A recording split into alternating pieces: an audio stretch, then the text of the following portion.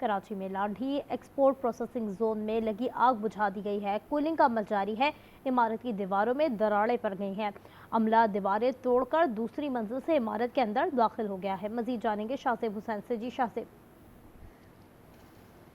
जी देखिए, मैं इस वक्त जायवा कुआं पर मौजूद हूँ और यहाँ पर आतिशबाजी के हवाले से अपडेट करूँ तो गुज़िश्ता रात तकरीबन 8:30 बजे आग लगने का वाक़या रुन्मा हुआ था। फिर उसके बाद शहर भर में इमरजेंसी नाफिज कर दी गई थी और इस आतिशबाजी के वाक़े को तीसरे दर्जे की आग करार दे दिया गया था।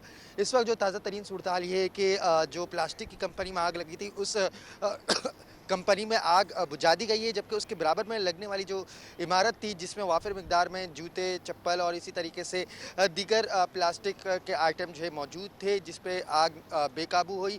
अब उस इमारत में जो है कूलिंग का अमल का आगाज़ कर दिया गया है।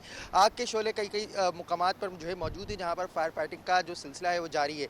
अगर इस रेस्क्यू ऑपरेशन की बात की जाए तो 3 स्नार्कल, 4 वाटर बाउज़र और दर्जन से ज़ायद फायर टेंडर्स आग पर काबू पाने में मसरूफ़ हैं। तीनों अतराफ से आग पर फायर फाइटिंग का जो सिलसिला था वो जारी रखा गया है। जो यहाँ के chief fire officer Humayun Khan हैं, उनकी जानिब से बताया गया है कि जो प्लास्टिक कंपनी में आग लगी थी उस इमारत को रात में ही बुझा दिया गया था, लेकिन उसके बराबर में लगने वाली जो इमारत थी उसमें जो आग लगी थी, जिसमें वाफिर मिकदार में प्लास्टिक और जूते चप्पल जैसे आइटम मौजूद थे, वहाँ पर स्टोर भी किया जाता था, वहाँ पर उनको प्रोसेसिंग में से भी जो गुजारा जाता था, वहाँ पर जो है आग बेकाबू हुई।